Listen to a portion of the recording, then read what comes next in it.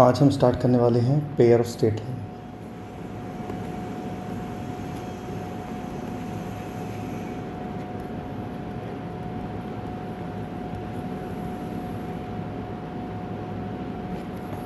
और आज हम बात करेंगे होमोजीनियस इक्वेशन की।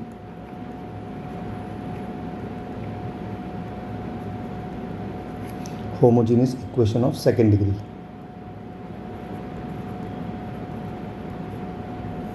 ये क्या होती है? ये होती है a x square plus b y square plus 2hxy।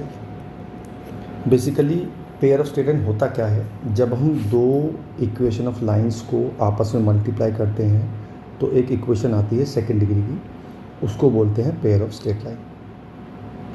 और जब हम होमोजीनियस की बात करते हैं तो उसका मतलब होता है जो दो लाइनें हैं वो दोनों ओरिजिन से पास कर रही हैं। एग्जाम्पल लेते हैं। मान लो एक इक्वेशन है y is equal to 3x, एक इक्वेशन है y minus y plus 2x is equal to 0। तो ये दो लाइनें हो गई, एक तो ये और एक ये। जब हम दोनों को मल्टीप्लाई कर देंगे यानी y square minus x y और माइनस 6x स्क्वायर, ये एक आ गई homogeneous equation of second degree. और इसमें दो लाइन शामिल हैं, एक ये वाली और एक ये वाली, और ये दोनों ओरिजिन से पास करती हैं। बात समझ में आती है? दूसरी बात, जैसे मैंने इनको मल्टीप्लाई किया ऐसे में गिवन, अगर मान लो आपको एक इक्वेशन दे दी जाए और आपसे कहा जाए इन दोनों इक्वेशंस को अलग अलग कर लो तो वो भी कर सकते हैं हम सिंपल इसकी मिडिल टर्म स्प्लिट कर देंगे। 4 2 जा 8, तो minus 4xy minus 2xy plus 8y square is equal to 0। यहाँ से कॉमन लेंगे हम x, बचेगा x माइनस 4y, यहाँ से माइनस 2y बचेगा x माइनस 4y। तो अल्टीमेटली x माइनस 4y और x minus 2y is equal to 0। तो मेरी दो लाइन आ गई, एक तो आ गई x is equal to 4y, एक आ गई x is equal to 2y। तो ये दोनों लाइन आ गई जो इसके अंदर थी ऑलरेडी। ठीक है जी। अब दूसरी चीज़ लेते हैं हम, जो हमारी जनरल इक्वेशन है वो है a x square plus 2hxy plus b y square. मैंने आपसे कहा कि इसमें दो लाइनें हैं जो दोनों ओरिजिन से पास करती हैं। तो मैंने मान लिया एक है y is equal to m1x और एक है y is equal to m2x। मतलब एक का स्लोप m1 है और एक का स्लोप m2 है। तो अगर मैं इन दोनों की मल्टीप्लाई करता हूँ यानी कि y माइनस m1x और y minus m2x is equal to 0, जब मैं इसको खोलूँगा तो आएगा y square minus m1 plus m2 into x y और plus m1 m2 x square is equal to 0। अब मुझे चाहिए m1 और m2 में रिलेशन, तो मैं इस इक्वेशन को इस इक्वेशन से कंपेयर करूँगा। लेकिन कंपेयर करने से पहले हम एक टर्म को सेम बनाएंगे। तो मैं वाई स्क्वायर को सेम बना रहा हूँ, तो मैंने पूरी इक्वेशन में बी स्क्वायर से डिवाइड कर दिया। तो ये बन जाएगी a upon b x square plus 2h upon b x y और plus y square. Now we can compare these two equations. तो coefficient of x y equal to coefficient of x y, इसका मतलब पहला relation आ गया m1 plus m2 का, वो होता है माइनस के 2h अपॉन बी। इसी तरह से coefficient of x square is equal to coefficient of x square, तो मेरा m1 इंटू m2 आ गया a अपॉन बी। और मैं चाहूँ तो इससे इक्वेशन निकाल सकता हूँ, m1 square plus m2 square भी निकाल सकता हूँ। ये हमने क्वाड्रेटिक में किया है पहले। इसे लिखेंगे हम m1 प्लस m2 का होल स्क्वायर माइनस के 2m1 m2। इसकी वैल्यू मुझे पता है, इसकी वैल्यू हो जाएगी 4h square upon b square minus इसकी वैल्यू हो जाएगी 2a अपॉन बी।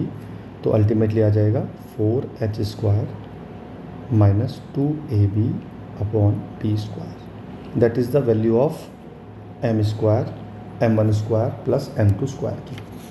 ठीक है जी।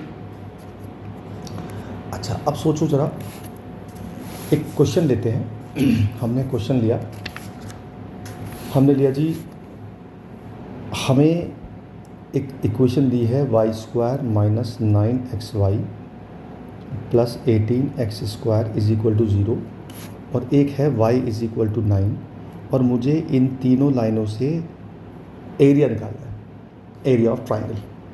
ठीक है, तो सबसे पहले क्या करूँगा मैं इस लाइन से दोनों लाइन को अलग अलग कर लूँगा।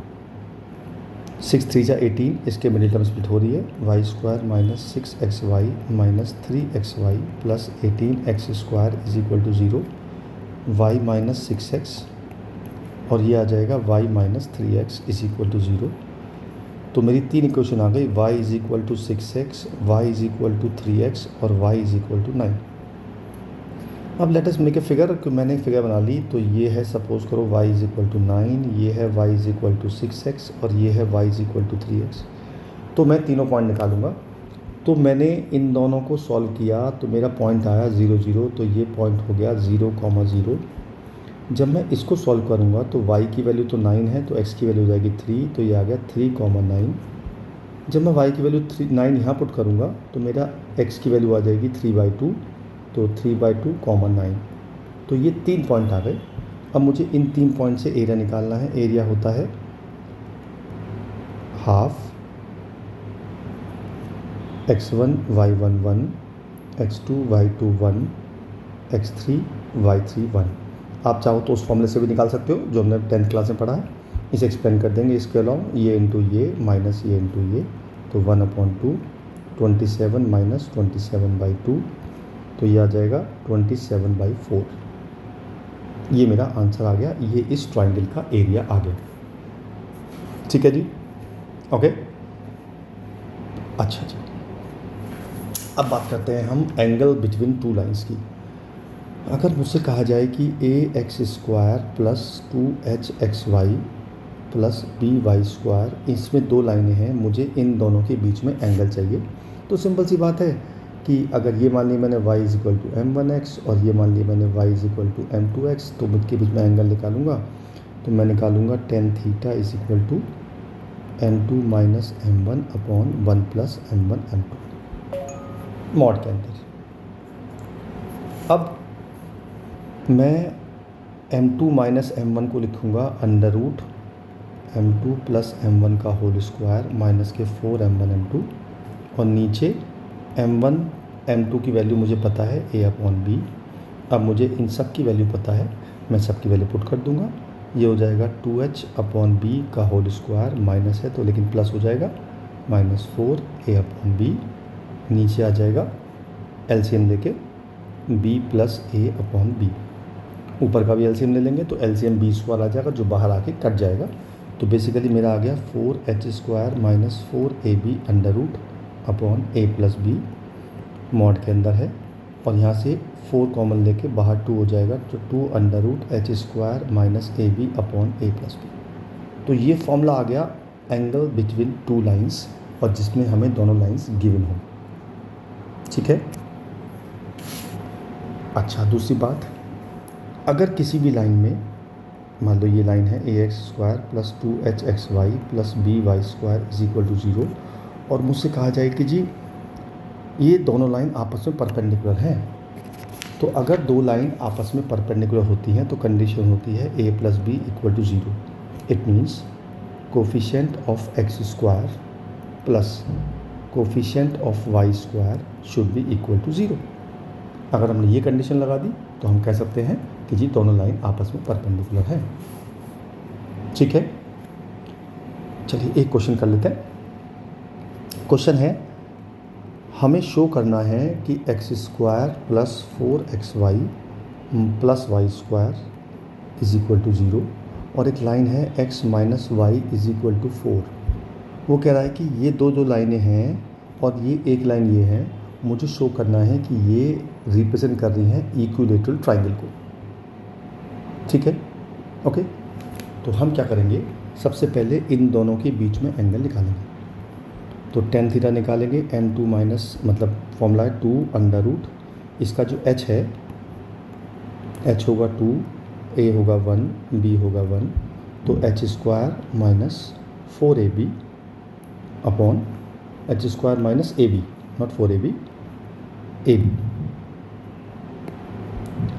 ए भी 1 हो गया अपॉन ए प्लस बी यानी कि 1 + 1, 2 से 2 कट गया, ये एंगल आ गया √3, तो tan थीटा √3 आ गया। इस मीन्स पहला एंगल हो गया 60 डिग्री। तो इसका मतलब ये हुआ कि ये एंगल जो है ये 60 डिग्री पे लाई करता है। तो इसका मतलब एक एंगल तो 60 आ गया हमारा, जो मेरा इन दोनों के बीच में आ गया 60 डिग्री। ये एंगल है, ये लाइन है x - y = 4। अब मुझे ये वाला एंगल और ये वाला एंगल भी 60 प्रूव करना है, ठीक है। तो मैं कोई सा भी एक 60 प्रूव कर दूंगा तो मेरा तीसरा अपने आप 60 आ जाएगा। तो उसके लिए मुझे या तो ये स्लोप चाहिए या ये स्लोप चाहिए, ठीक है। तो मैंने क्या किया, मैंने पूरी इक्वेशन को y² से डिवाइड कर दिया, तो ये बन गया y² से नहीं, आप x² करें तो बेटर रहेगा, क्योंकि हमारी इक्वेशन होती है y = mx। तो मैंने डिवाइड किया x² से, तो मेरा आ गया y/x का whole square plus 4x/y plus 1 = 0। Now let us say y = mx, यहाँ y/x आएगा, not x/y। Late us say y = mx, तो ये हो गया m² प्लस 4m प्लस 1 = 0। इससे m की वैल्यू निकालेंगे, -4 प्लस माइनस √16 - 4/2, ये आ गया -4 प्लस माइनस √12/2। 12 को लिख सकते हैं हम 2√3, 2 कॉमन लेके काट देंगे तो 2 स्लोप आ गए। एक तो m1 आ गया -2 प्लस √3, एक आ गया -2 -√3, यानी कि ये स्लोप आ गया -2 प्लस √3 और ये आ गया -2 -√3। और इसका स्लोप आप आराम से निकाल सकते हैं, इसका स्लोप आ रहा है 1। तो मैं अब ये वाला एंगल निकालना चाह रहा हूँ, तो मैं m1 और m3 को लूँगा। तो मैंने लगाया tan alpha, m1 minus m3 upon 1 plus m1 m3 mod के अंदर। तो m1 है 1, m3 है -2 प्लस √3, नीचे आ गया 1 प्लस 1 इंटू -2 प्लस √3 मॉड के अंदर। तो ये आ गया 1 प्लस 3 माइनस √3, 1 प्लस 2 माइनस √3, और ये आ गया 1 - 2 प्लस √3, ऊपर आया 3 माइनस √3, नीचे आया -1 प्लस √3। मैंने ऊपर से √3 कॉमन ले लिया, अंदर बचा √3 - 1, नीचे भी है √3 - 1, ये कट गया, मॉड आ गया, √3 आ गया, ये एंगल भी, इसका मतलब ये एंगल भी 60 डिग्री आ गया। जब मेरे दो एंगल 60 आ गए तो मैं ये 60 कहूँगा, ये 60 कहूँगा, तो ये 60 अपने आप बन गया। तो I can say that this triangle is a equilateral triangle. Okay, बात समझ में आई? चलिए जी, अब आपको पहली 2 असाइनमेंट करनी है और आगे चलते रहेंगे, आगे वीडियो बनाता रहूँगा, देखते रहिए और करते रहिए पेयर ऑफ स्ट्रेट लाइन। अगली वीडियो तक के लिए बाय।